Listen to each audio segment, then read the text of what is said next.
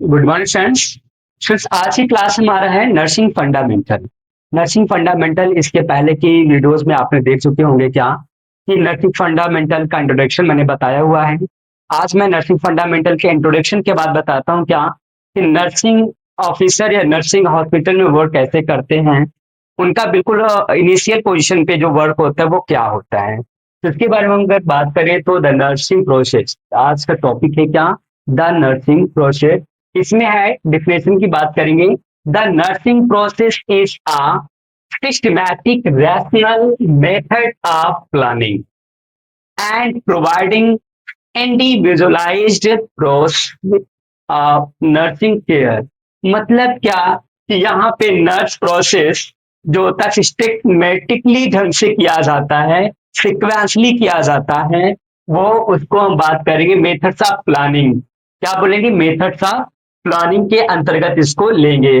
और वो इंडिविजुअल मतलब पर्टिकुलर एक नर्स पेशेंट को केयर करने का एक प्लान करती है कि हम किस तरीके से पेशेंट को ट्रीट करना है।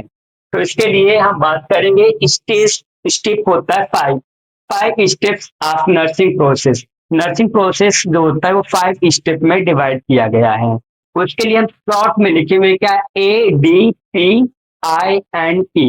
मतलब ये टोटल फाइव स्टेप है। पहला स्टेप जो होगा वो ए से अप्रेशिएट होगा, दूसरा डी से, थर्ड पी से, फोर्थ आई से, फिर ई से। इस तरीके से फाइव स्टेप्स हैं आपके नर्सिंग प्रोसेस के। तो पहला हमारा आ रहा है इसमें अल्फाबेट ए। तो ए से हम देखेंगे असेसमेंट। ए आ रहा है ना, ए में देखेंगे बेटा असेसमेंट। असेसमेंट में हमें करना क्या होता है?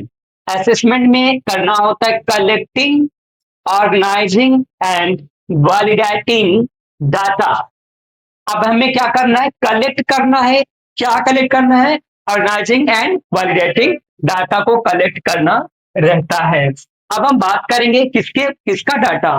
भाई पेशेंट एडमिट हुआ, पेशेंट का ट्रीटमेंट करना है, तो पेशेंट का डाटा को हम क्या करेंगे?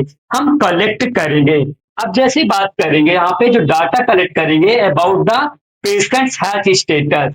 मतलब जो डाटा हमारा होगा पेशेंट के हेल्थ स्टेटस का। भाई डाटा की बात करें तो डाटा तो बहुत प्रकार का होता है। तो बात करें भाई किस टाइप का डाटा को कलेक्ट करेंगे, तो डाटा जो कलेक्ट करने की अगर हम बात करेंगे तो पेशेंट का हेल्थ स्टेटस का डाटा कलेक्ट करेंगे। आगे हम बात करें टाइप्स ऑफ डाटा, मीन्स कौन कौन से प्रकार का डाटा होता है पेशेंट का। जो पेशेंट के हेल्थ स्टेटस का डाटा है वो कितने प्रकार का होता है, उसको कैसे कलेक्ट करेंगे, इसको हम फाइनलाइज करते हैं।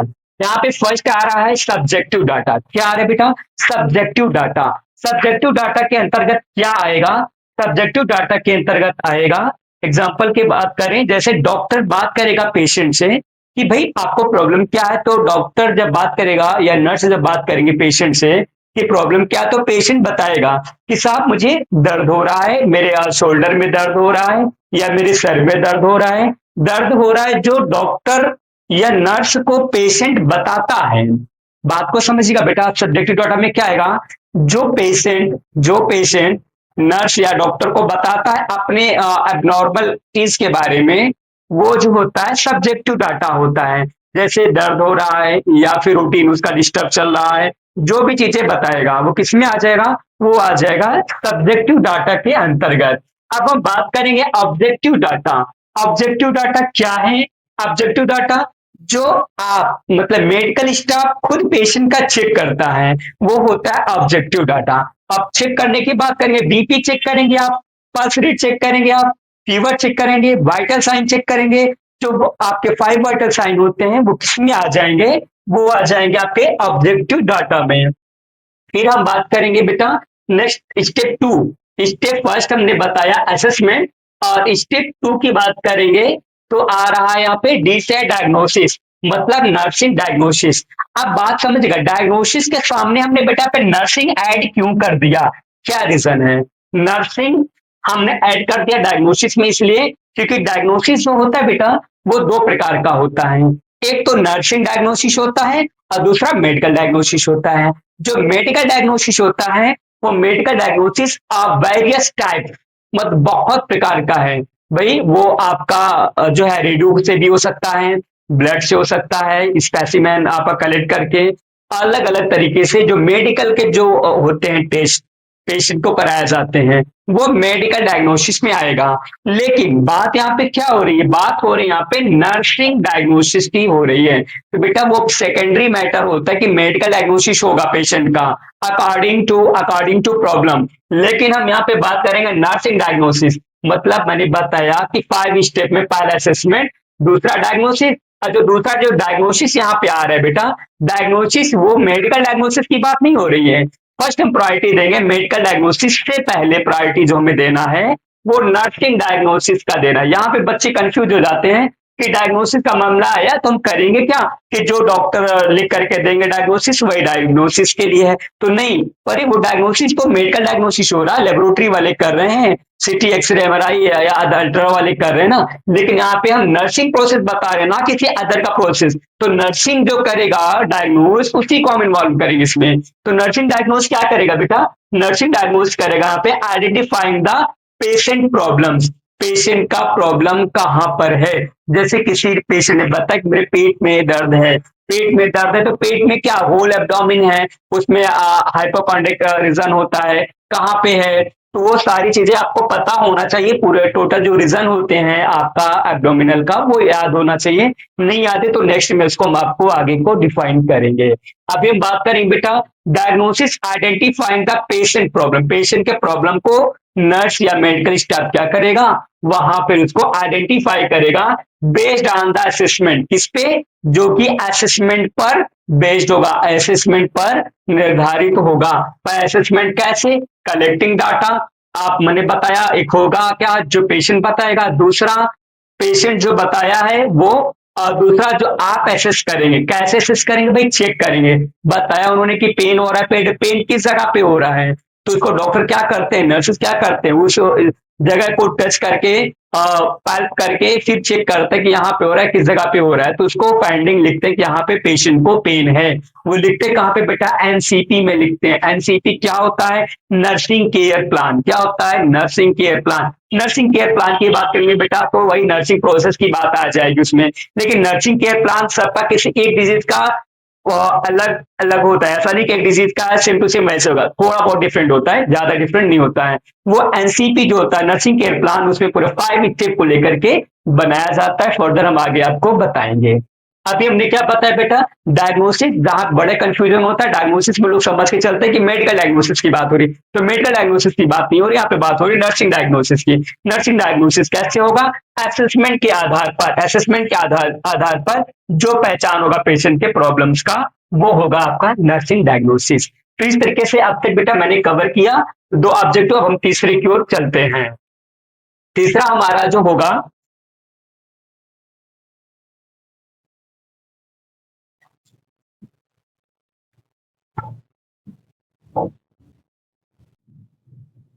तो जैसा कि अब तक अब मैंने आपको बताया स्टेप 2 तक, अब यहाँ पे है स्टेप 3 प्लानिंग। प्लानिंग मतलब एनसीपी नर्सिंग केयर प्लान में थर्ड स्टेप जो हमारा होता है उसमें होता है प्लानिंग को लेकर के। प्लानिंग में क्या, setting goals and deciding nursing interventions to solve the problems. मतलब जब हम पेशेंट का असेसमेंट करते हैं और समझते हैं कि पेशेंट को क्या प्रॉब्लम है, इन सब के बाद में उसके हिसाब से गोल सेट करते हैं और डिसाइड करते हैं नर्सिंग स्टाफ कि जो प्रॉब्लम है वो प्रॉब्लम को कैसे रिजॉल्व करें। इसको लेकर के जब हम पूरा माइंडसेट बनाते हैं, एनसीपी में प्लानिंग करते हैं कि अगर पेट दर्द है या फीवर है पेशेंट को, तो फीवर है पेशेंट को हमें गोल सेट क्या होगा, गोल सेट यही होगा कि फीवर को हम कैसे उसको हटाएं। पेशेंट जो फीवर से पीड़ित है उसे फीवर में रिलीफ मिले, ऐसा कुछ हम अपना उद्देश्य बना करके चलेंगे। ऐसा हमारा प्लान होता है। ठीक है, सेकंड, फिर नेक्स्ट आएगा स्टेप 4 की बात करेंगे, इम्प्लीमेंटेशन। इम्प्लीमेंटेशन की बात करेंगे तो putting the nursing care plan into action. अब जो मैंने गोल किया है, जो मैंने गोल किया पेशेंट के प्रॉब्लम से अकॉर्डिंग टू कि हमें पेशेंट को ये प्रॉब्लम को रिजॉल्व करना है, उसको रिजॉल्व करने के लिए हमें कुछ ना कुछ तो एक्शन करना पड़ेगा, मेडिकेशन करना पड़ेगा। वो सारा मेडिकेशन जो करेंगे ना वो आपका इम्प्लीमेंटेशन के अंतर्गत आएगा। पुटिंग द नर्सिंग केयर, मतलब putting the nursing care plan into the action. जो कार्य हम करते हैं पेशेंट को गोल को अचीव करने के लिए, वो किस में आएगा? इम्प्लीमेंटेशन में आएगा। अब हम नेक्स्ट ये ध्यान देंगे कि जो एक्शन की बात हो रही है, क्या करेंगे? एक्शन करेंगे। किसके लिए एक्शन करेंगे? जो हमने सेटिंग गोल किया है। सेटिंग गोल किसके अनुसार किया है? पेशेंट के प्रॉब्लम के अनुसार किया है। तो एक्शन हमारा क्या हो सकता है? एक्शन में है giving medicine, changing position, providing comfort. कहने का मतलब कि अगर पेशेंट को फीवर है तो हम क्या करेंगे? हमारा एक्शन क्या होगा? फीवर के मेडिसिन देंगे। हाँ, फीवर की मेडिसिन, एंटीबायोटिक मेडिसिन देंगे, जिससे हमारा जो फीवर है, पेशेंट का जो फीवर है, वो रिड्यूस हो जाए। तो क्या करेंगे? गिविंग मेडिसिन, मेडिसिन देंगे। और क्या करेंगे? चेंजिंग पोजीशन, मतलब पेशेंट जिस पोजीशन में लेटा हुआ है उस पोजीशन में लॉन्ग टाइम तक लेटा रहेगा कि पोजीशन, तो पेशेंट को प्रॉब्लम होगा। पेशेंट क्या चाहेगा? कि वो कंफर्ट जिस पोजीशन में हो उस पोजीशन में होना चाहेगा। तो पेशेंट को कंफर्ट पोजीशन प्रोवाइड कराएंगे, ठीक है, जिससे कि वो कंफर्ट फील करे, अच्छा महसूस कर सके। अब फिर हम बात करेंगे स्टेप 5। स्टेप 5 में यहाँ पे आप देख रहे हैं क्या लिखा है? क्या? एवेल्युएशन। एवेल्युएशन की बात करेंगे। एवेल्युएशन के अंतर्गत क्या आता है? Checking if the goals were met and if the patient conditions has improved। अब तक पेशेंट को प्रॉब्लम क्या था? पेशेंट को फीवर था। तो हमने क्या काम किया? प्लान किया कि क्या प्लान किया कि पेशेंट का फीवर कैसे रिड्यूस किया जाए। तो ये प्लान के अंतर्गत आया। और फिर प्लान में क्या आया कि पेशेंट को पैरासीटामोल देना है, टाइम टू टाइम पेशेंट का थर्मल स्क्रीन चेक करना है थर्मोमीटर से कि इस समय कितना है। ये सारा हमारा प्लान हुआ। अब प्लान को मैं एक्शन में लूंगा, मतलब putting the nursing care plan. मैंने बताया ना, एक्शन क्या होगा? गिविंग मेडिसिन, भाई पैरासीटामोल हमने पेशेंट को दे दिया और उसका चेंजिंग पोजीशन पोजीशन को चेंज किया जो जैसे वो कंफर्ट फील करे। उसके बाद में बात करें स्टेप 5 में evolution, checking if the goals were met and if the patient condition has improved. कहने का मतलब मेडिसिन हमने दे दिया, मेडिसिन देने के बाद में फिर से हमने क्या काम किया? थर्मामीटर से फीवर को चेक किया। देखा क्या कि जैसे पहले फीवर था पेशेंट को, अब पेशेंट को फीवर नहीं है। तो कहने का मतलब जो मेरा उद्देश्य था, जो मेरा गोल था, वो पूर्ण हुआ। किसके अनुसार पूर्ण हुआ बेटा? प्लान के अनुसार हुआ।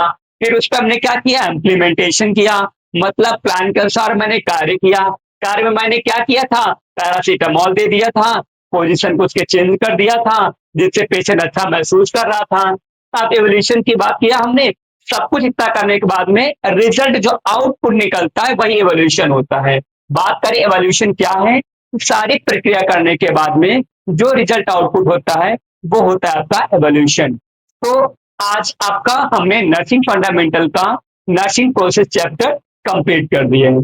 सो I come back in next video. Thank you.